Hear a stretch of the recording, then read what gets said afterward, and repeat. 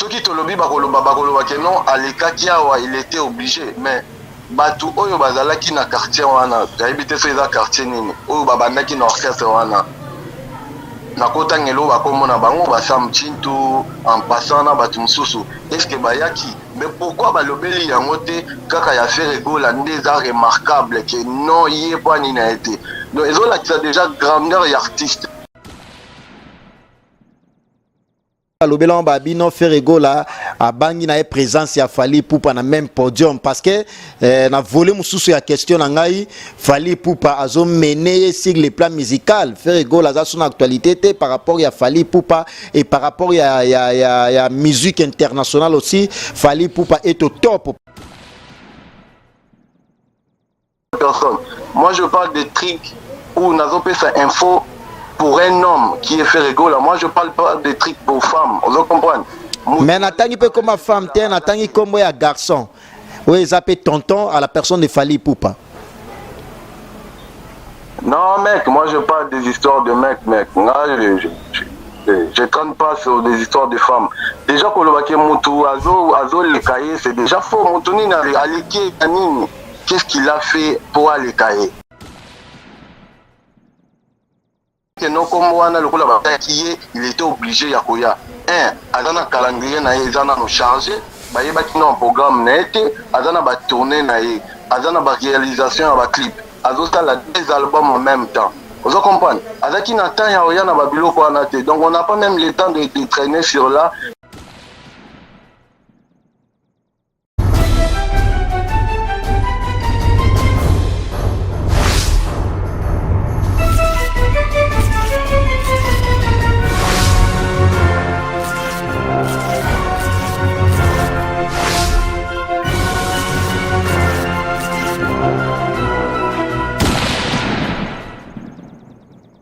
Internautes, vous me suivez partout dans le monde. Nous sommes bel et bien sur clebois.com, la chaîne d'actualité et d'information ensemble avec Prince Bakali, l'espoir de la presse. Merci de vous savoir très nombreux encore une fois de plus en train d'attendre cette belle émission. Enfin, je suis là pour vous informer. Mais au moins, on va faire un duplex, on va faire un état des lieux de cet orchestre influent de l'artiste musicien Ferregola Jesdenias, parce que beaucoup de personnes se posent des questions aussi concernant cet artiste musicien, concernant cet orchestre influent aussi également. Bazo Betate, Bazo Yokanate, Bazan actualité. Raison pour laquelle nous avons l'état de lier ensemble avec base internationale, il y a soutien à Ferregola et puis base solide aussi également. Balobi, il faut baloba parce que Ferregola a délégué Bango. Ferregola a payé Bango monopole wana. Il a expliqué dans le grand public. Bah fan aussi également, il y a Ferregola, va comprendre. Ferazo Salanini, pourquoi silence wana, pourquoi orchestre Oezalaki na actualité à Makasi bakiti moi mouké un tout petit peu wana par rapport il y a fan par rapport il y a public au grand public peut-être au batuna va se poser la question concernant Ferregola parce que babi actualité ne elali ya wala Prince Bakali na bagi non na rotikango et les kaina perçu bongoté ensemble avec base internationale ba El Futuro Banto aussi également va s'exprimer ba domuza mal intouchable bazana katama mbango ba yeba qu'est-ce qui se passe na bateau nyos tout partout dans le monde. Mais au moins avant d'y arriver là, laisse-moi remercier les patrons de cette grande chaîne YouTube informative clebois.com de la nation Tonton Banda. Merci beaucoup à toi. Et puis Pichu Mangaya Boss Lady, merci beaucoup. Moi c'est Apembe Herman Amporo garçon slim. Mais au moins il est déjà là en ligne El Futuro Bantu, donc représentant. Il y a base internationale, il y a Ferregola, de Bafano, la Makamou, il y a Ferregola sur les plats, il y a des réseaux sociaux, internet aussi également, de partout dans le monde, dans Europe aussi également. Alors il est là en ligne, El Futuro Bantu, tu es déjà sur clebois.com, en ligne, en direct déjà sur clebois.com, j'allais dire. Alors, de partout dans le monde. Impressionné les animaux les canaux site nabiso chaîne nabiso aussi également où ils influence de partout dans le monde kayo. Ok, en tout cas merci beaucoup merci na batonyo so ba ya Hollande biso déjà que les canapés bois c'est déjà une bonne chose que bois ils site moko oyo et ça n'a bien, et tout le monde qui travaille là, tout le monde respectueux. Donc je suis vraiment très content et à collègue sur Cléboa. Donc voilà. Alors, merci beaucoup. Comme tu as été présenté, Nena Lobé, on a sommaire nanga déjà. Aux représentants, il y a base internationale, il y a fait rigola au bozo occupé beaucoup plus na internet et puis réseaux sociaux en général. Actualité à mouvement Zandengenini. Mouvement s'est comporté Nengenini ensemble avec leader Nabino où ils ont fait rigola Jésus des Nuances. En fait, Bisso, tous à base internationale, il a fait rigole sur Internet. Donc, tous gérer juste, ils ont base créée juste pour nous gérer, membres les canaux Internet par rapport à Batou, où il y a faux clics, où il y a faux profil, juste pour basala comme il y a contre artistes na Bisso. Donc, nous, on contrôle juste les membres des réseaux sociaux. Et concernant les page officielle, Instagram, il y a après, là, ils en ont bateau pour s'occuper. Donc, Bisso, tous a juste côté contrôler quoi. Donc, et puis, le mouvement, il a très bien. Le président peut aller bien. Je crois les lots, tous ont un concert qu'on a dans Labo. Donc, ils ont payé mon Afrique. Et puis, le 29 décembre, en Hollande. Donc voilà, le mouvement ira très bien, tout le monde peut perdre, donc voilà. Concernant la production à Hollande, parce que c'est déjà une actualité et puis les événements, et à Hollande, ils ont fait rigoler une bêta showcase où ils ont un mouvement au gras complet. Il y a quelques bateaux, donc c'est-à-dire, fait rigoler, il y a déjà un mouvement. Donc il y a beaucoup de jeux d'orchestre, donc mais en allant bateau puis bon donc voilà. Les orchestres n'est pas parce qu'il y a beaucoup d'orchestre donc mais il y aura aussi quelques bateaux pour nous accompagner. Oui bien que non n'importe quelle musique qu'ils ont rajouté bateau babeta sous concert. Alors le coup les production moko les moins je crois la publicité les cas qui bomona qui en moi ça loin et en allant bateau pour accompagner. Donc c'est un peu ça.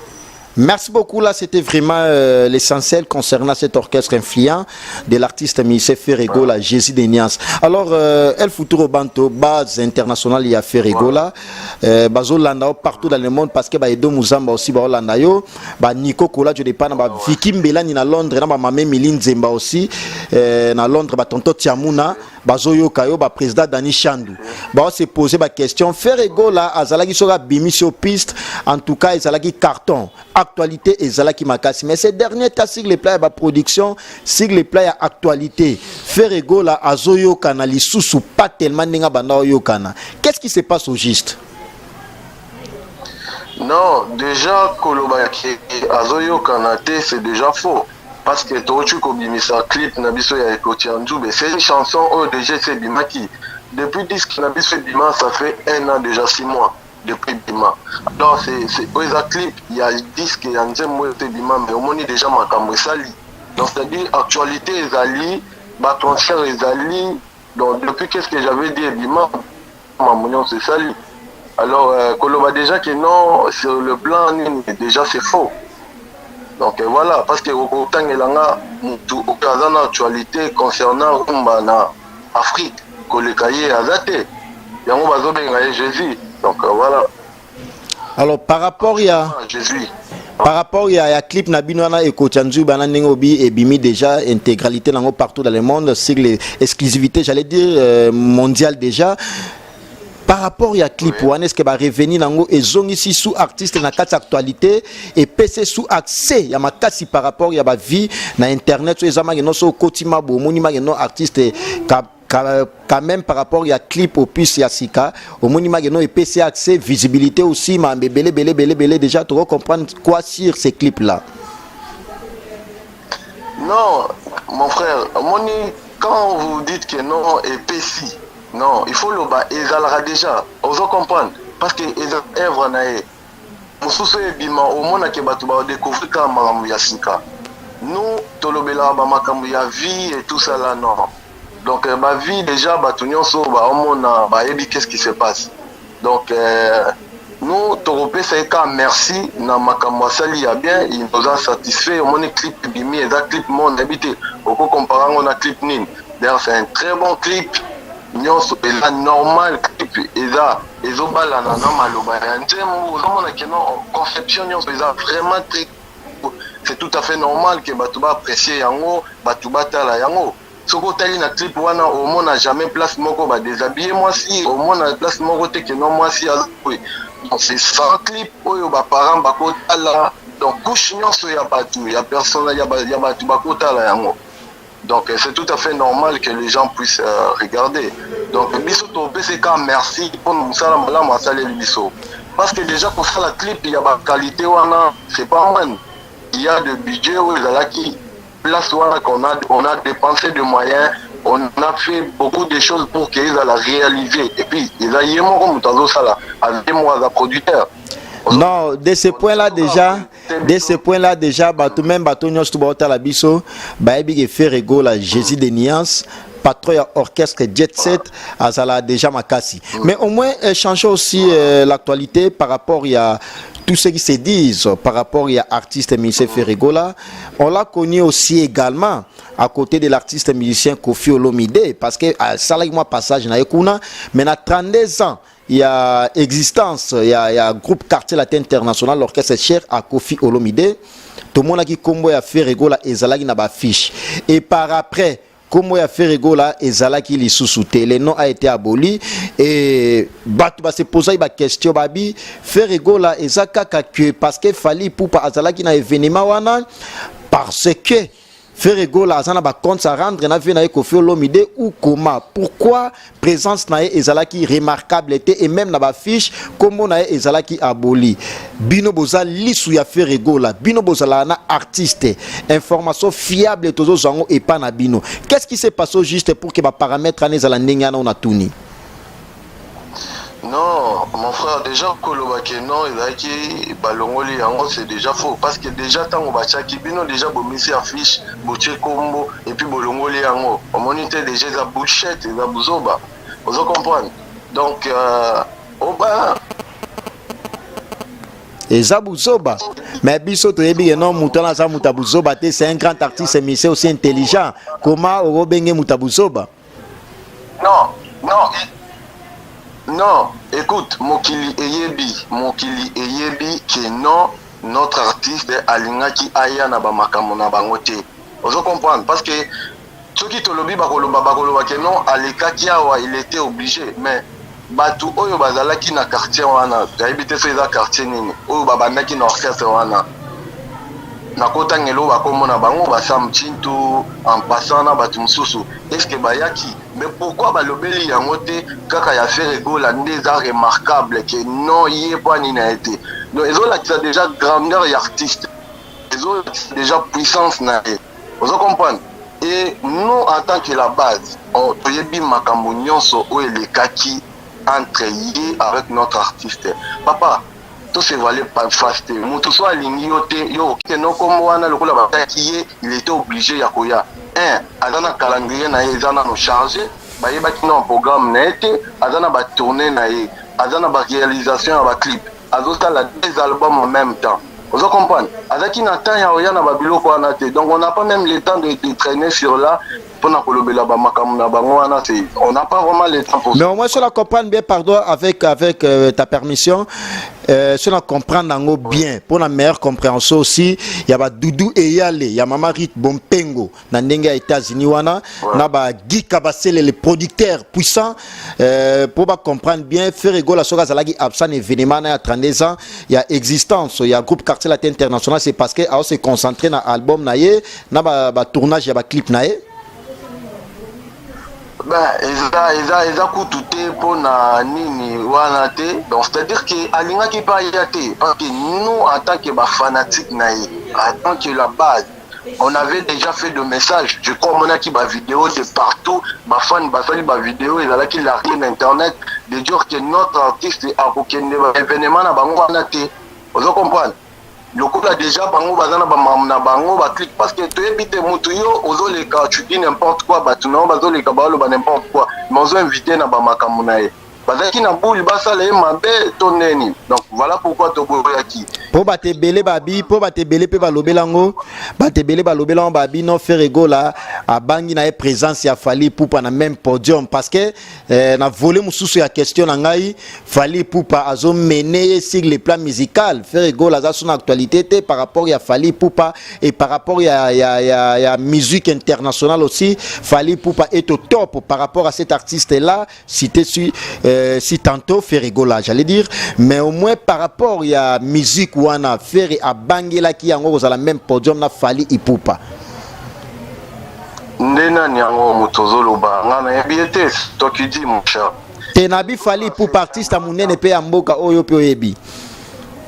Non mon frère, ngana yebi Ferrego là. Moi je suis ici au Beningaï depuis combien de kilomètres que tu m'appelles. Je parle de Ferrego là. Donc c'est-à-dire je peux pas parler d'une autre personne. Moi je parle des trucs où nous avons fait sa info pour un homme qui est Ferrego là. Moi je parle pas des trucs pour femmes, vous comprenez? Mais n'attendez pas comme femme, n'attendez comme un garçon. Oui, ils appellent tonton à la personne de Fally Ipupa. Non mec, moi je parle des histoires de mecs, mec. Je compte pas sur des histoires de femmes. Déjà pour le baquet Moutou, Azo le cahier, c'est déjà faux. Moutouni n'a qu'est-ce qu'il a fait pour aller cahier? Ah, mais tu as featuring wa sali sur les plans internationaux bino boala na poto ba tutu ba ebi ba bienvenue Mangani l'Autrichien de Valère hein ba Berveli Umba aussi la suédoise la femme ba ebi yango ba ebi no Fally Ipupa sur les plans internationaux ba epinde to zo apé ba information belé Fally Ipupa ça plus influent que faire sur les plans internationaux. Bah en fait je l'en a tout mon gars nengo bengi ngabo est-ce que je suis local? Je suis international. Oui. Je suis la base de Ferrego là. C'est pour te dire qu'il est Makambouya international et tout ça là. On ne peut pas parler sur ça. Et featuring les années. Featuring les échanges culturels. Donc c'est-à-dire, Nazi Moutou, Oyo, Tomoutou, puisque Taliba featuring Oyo surprise à ça là. Les featuring ni Batou, Bazoben, Isaïe. On peut comprendre. Je crois qu'on ne peut pas parler sur Makamba featuring parce que featuring ça n'a pas commencé d'aujourd'hui. Vous comprenez? Tout le monde a featuring à Makassi. Donc, on ne peut pas même parler, discuter sur Makamba featuring. Et ça va bien au niveau il y a des artistes, Ferrego là. Donc, il ne peut jamais discuter sur ça. Vous comprenez? Et là, on a les années, c'est la Black Box, disque international, ou les Obima. Et on va comprendre qui est l'artiste. Parce que là, à qui est un peu là c'est pas maintenant la rumba qu'est-ce qu'on a baligné moussous et je crois là d'être jugé que non bah là voilà parce que sur le plan rumba aza incomparable je crois bien tout oyebi sanga ina na beta rumba koleka na Congo okaki déjà papa chéri moko lobi ce qui déjà mon ngaba wenge azo validé il dit que non fait des chansons avec âme qui donc voilà. Alors par rapport il y a dossier il y a Vasco Mabiala Oya Zalaki ex sociétaire il y a orchestre cher il y a Ferrego la Jet Set Azalaki au cadre na place il y a secrétariat général yemta Zalaki wana andai ko assumer ba responsabilité wana ba Nico Kola je pas na ma patron ba bengingai ba Vikimbela ni na Londres ba tonton Tiamoun et puis Dieu m'a béni il m'a donné Raoul Boukamou mais c'est les Français ba bengainga aussi également ba Georges Dikouma les patriages ba bi Prince Bakali to moni ba image il y a Vasco Mabiala Oya Zalaka au cadre na Jet Set et Salibiso Passi. Est-ce que okolo bela yango te boko tuna yango te bodo tika ngwele ka inaperçu bon me ka impeko solana patron de la nation les big boss na ba Pichu Manga boss lady ba Herman Amporo garçon slim na ndenge ya kini ba me ka olandela makamango comme ça pour informer biso qu'est-ce qui se passe au juste parce que tout le monde a fait Ferrego là à tiki moko azala collaborateur na e du fait que à Longola qui a révoqué na katia mouvement to moni mbala moko au cadre wana a tombé malade a commencé à bamakila présent soutien remarquable indéfectible à Ferrego là et ça vraiment non remarquable. Qu'est-ce qui se passe au juste pour que Ferrego là atika moko azala ki mosali na ye na ba état o akomi nango bongo? En fait, sur l'information, on a bien côté parce que c'est déjà quelqu'un au hasard, même pas dans le mouvement. Parce que Mbappé c'est déjà l'être à loin déjà dans le mouvement. En tout cas, info naïe, tout ça vraiment dans le côté. Boyebi te Azobela. Azo apprendre au Cameroun, aux Oebisanga. Bino boyebi te Azobela. Yebi basani na ye abando sala depuis kala nde toyebi ke no abando sala mwa basani na ye mais kazobela toyeba ngo ndeni parce que azaka déjà na mouvement te basani na bando sala depuis kala faut eza mutu aza na mouvement non mais basani na ye abando sala depuis kala te akufi lelo asali boye lelo asali boye c'est quelqu'un on peut pas parler de lui mon cher ami donc kolobela mambo na ye te c'est que aza makambo na ye eza makambo na ye asalongo déjà na mouvement. Donc, Azakasuna Bissoté, il doit prendre soin de lui. Là, ça allait tout se péter car bonne chance. Et puis voilà. Bonne chance, Wana Yamaloba, sur les plats financiers, s'il vous plaît, ensemble avec Batonios Kubotalabiso, parce que tonton Manda de la Nation, les Big Boss, il y a patron à clébois.com, Naba Pichu Manga Boss Lady aussi également, Herman Ampori, Wana Bakambi à clébois.com. Moi, précision, on a besoin d'un vraiment. Tout ce qui est comme on a tout ce qui est Vasco Mabiala à Salan orchestre parce que Jet Set soit Jet Set et ça va porter à Vasco Mabiala les Salan a bien qui fait rigolo à leader mais au moins Koloba que non bon c'est pas bonne chance pendant qu'il y a un état très critique à d'autres na Bassa Makila est-ce que Bino vraiment beaucoup peut ça merci à Bongo.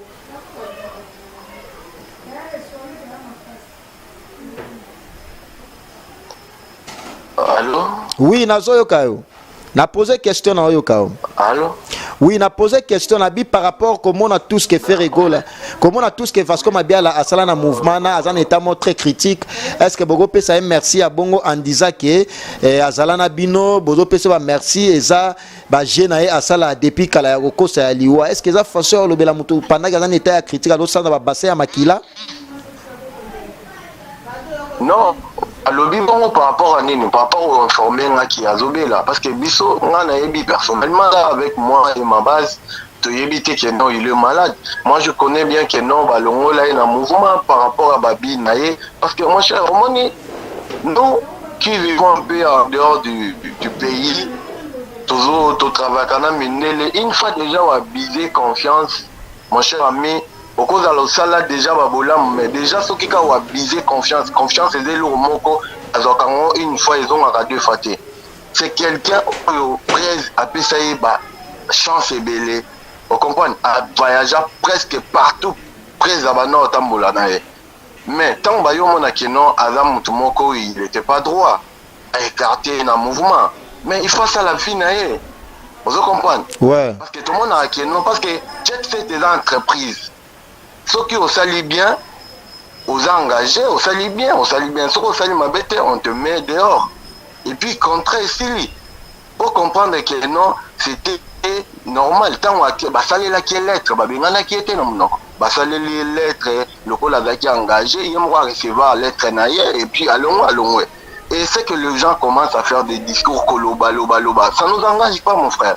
Pour battre belé ba lobelango pe batebele ba lobelango batu ba benga inga ba se poser ba question ba yo ki pe ba lobela même na États-Unis kuna sangwe panzani pe makasi ba dudu e yale ya mama Rit Bompengo na ba viena nga baba Ratis Mputu na ninga ba États-Unis wana ba mobali ya Valer Mbingazor bienvenue mangani na Autriche kuna ba bi Prince Bakali Vasco Mabiala ba bieza problème wana te ba révocation boyoka na eza problème moko spirituel azobuna na problème spirituel fait rigola ebi makambo wana nyoso bino boza base internationale bozala na artiste et musicien est-ce que tu as précision moko concrète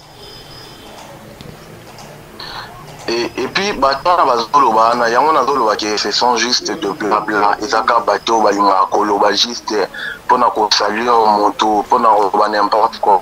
Parce que les lois qui basent au bakeno ayebi mais il fallait yebi ça bango et loko on est spirituel parce que moi j'en sais rien na ko répondre na loko na yebi il faut na yoka yi aloba qui est un problème spirituel spiritualité ça na ba façon belé ya molili ka c'est un problème à molili ah non ils a biloba c'est rien mon frère c'est rien ba makamona ko landa le monde Mokile Salemaka Boye Koloba et puis voilà, nous on traîne pas là. On n'a pas le temps pour eux qui parlent. Il y a un moment que non, bango bazoloba nous on travaille les résultats on va avec Tchanzou Bebimi meilleur clip voilà. Alors, merci beaucoup, Tomo Chitena, comme la télé, c'est l'État. Je vous signale déjà, nous sommes bel et bien sur clébois.com, la chaîne d'actualité puis d'information, ensemble avec Prince Bakali, l'espoir de la presse. Je suis au téléphone avec El Futuro Banto, base internationale de l'artiste Missé Ferregola. Et ils sont là pour bien soutenir l'orchestre cher à Ferregola, Jésus de Nias, qui est Jet Set. Alors, concernant l'actualité, nous tout où s'est passé, raison pour laquelle na Lingaki Ferregola comme Azam invisible ensemble avec album puis clip aussi également. Il y a Yambaki Moko, il y a proche collaborateur, il y a Ferregola au soutien le mouvement Oyo pour qu'il y ait un éclaircissement concernant tout ce qui se disent par rapport à artiste Nerbango Ferregola. Alors, F Futuro Bantu Baotolo Baoyo de partout dans le monde, tout ça na clébois.com. Question à Souka pour que nous clôturer na yo. Ferregola tout le monde qui au début polémique en dose beaucoup plus na papa na ye Weranson ou pesaye sans sur le plan musical au balobelango que ya za papa na ye to poser ba question par rapport à ba préoccupation ya bato aussi également parce que ba kenimba arme lourd on a besoin de réponse wana. Qu'est-ce qui se passe avec Weranson pour que beaucoup de niveau wana lelo oyo to moni ke no Sankara lobi boza suna nzela ya kolekate parce que yende Sankara gagner bino réponse ni nous tokoyo par rapport à ba propos parce que to ando mona ke no ba musicien ya Jet Set ba no longa ba ki ne maison mère mais moi circulation là c'est comme ces à la sous-souté parce que bwana moi faillite ou comment. Non, mon cher Bisso, on ne peut pas traîner comme ça la polémique. Oui, rançon, c'est un vieux. Parce que moi, Lelo, Toko c'est une vidéo moko qui est prête à Fandi na plateau, il y a quelque part à l'obi mabenae.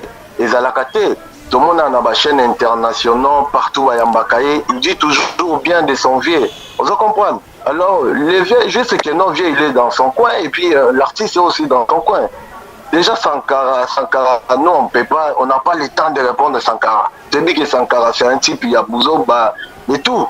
Yoboyo la na iwe ranson te we ranson na lobi non Sankara azamasa na bango tout ba Ferregola ba mise tout ba beta na wenge ayebi vérité na bango onyo sto lo bagizaka vérité quand ta artiste anande ba lobela ba vérité peut-être Sankara yebi bango bien.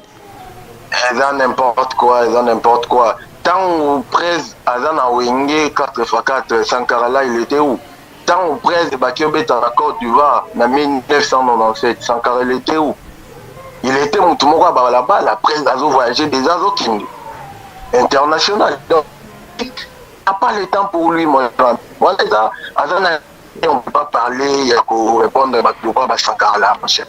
Moi on parle de notre artiste et puis les plafonds. Tu comprends? Du tout. Sankara Bada et le côté, on n'a pas les polémiques avec lui, c'est notre vie, c'est le vie de notre artiste. Donc voilà, polémique ils ont na côté bango ceux qui bazolo ba kinno bilo bango bazolo bana. On parle plus parce que tu as remarqué que Koloba il y a un des OP ça baton sous bagage. Vous comprenez? Parce que nous sommes tellement dérangés, il y a des gens qui nous appellent, tout le monde a Marcaouz, tout le monde a Téboué. C'est-à-dire que depuis Marcaouz, le Kakasouté, qui est notre chef, on a bien appelé M. Ping Yong, donc chef de guerre. Est-ce que au moment où on a comment déjà porter-parole, on a présenté le disque c'est-à-dire qu'on n'a pas le temps pour nous fouler la bâton sous-sous. Tu refoules la tête. Totikalika boy, to lobé la mototé. Donc bango ba polémique, tout ça, on n'a pas le temps, nous on travaille. Prêt à préparer des albums. Donc c'est pas facile. Azoye Maruma et pas Azoye Mana Banzela Moussous. On n'a pas vraiment le temps. Koto calendrier a chargé, il faut mettre un concert, il faut ça là clip parce que bato bazo senga tellement ba clip, bato bazo a besoin il y a qu'est-ce que j'avais dit. Disque Oye et Bimi ça fait maintenant 1 an et 6 mois si je ne m'abuse pas. N'a pas dit que Oye Bimi récemment, pas même 1 mois. Tu es Bimi il y a 2 mois, tu es Bimi il y a 3 mois. Il y a des bêta collé karango. Exacté Oyo bango ba Bimi ça et bêta rawapi. Yo l'andi album a falité. Yo l'andi album a falité contrôle. Babi contrôle na poto kuna succès à dégâts. Na poto actualité ga contrôle. Est-ce que Adamo na moi si. Tenabi Fally Ipupa. Ah, tu as la mama Mibali. Fally Ipupa, l'artiste. Non, moi je. Ceux qui parce que on a dit. Bah disque bimi na mona qui sert na biso maman na biso bien belle na mona qui sert na biso MG30 à celle qui remix ya nje momoko ya Tenabi bana basité nabi bana Mibali na otanga kombo ya Fally Ipupa.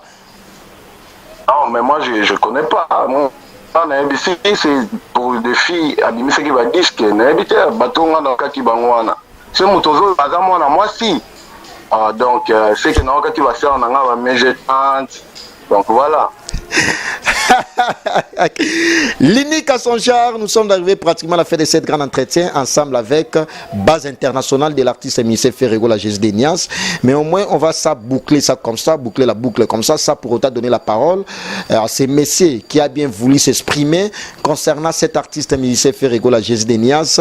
Merci à toi, Doudou et Yal et à Mamari Bompengo, on a en direct aux États-Unis, Baota Labiso.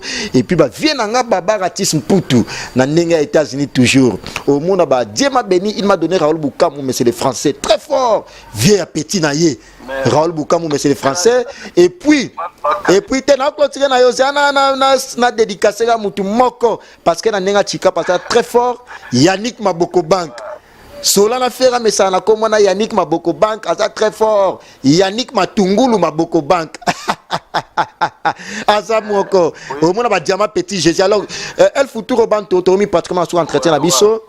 Message na yo ya souka puis ba dédicace na yo na ba ndimi nyos tout ya Ferrego là ba fan nyos tout ya bonne musique congolaise et voilà. OK, en tout cas merci.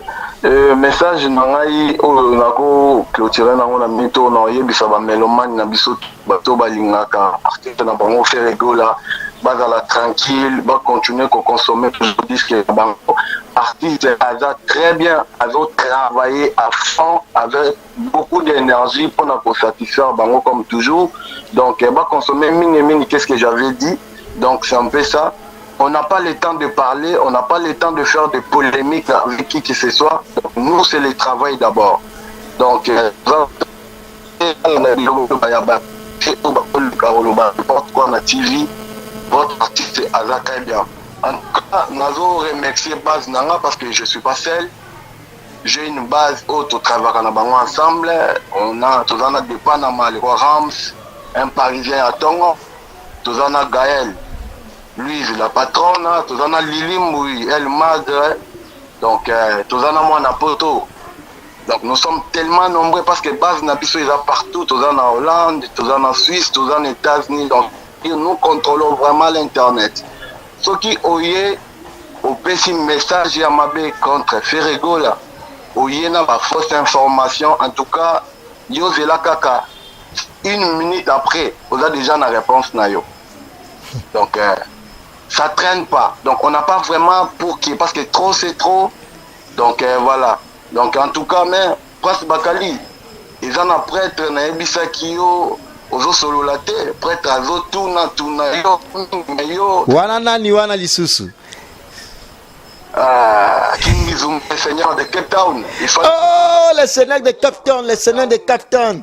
Yeah, bah, il y a un bête, ça a tourné à Cape Town parce qu'elle Lorette Aruna a déjà vu ce clé.com te voyage à moi trop. Mais comme a permis ça, il y a moi voyage à nos monières. Yo, yebi kaka. Bah, ya Willy Moucheni, babi, bah, bête, ça a Turquie, mais Cape Town.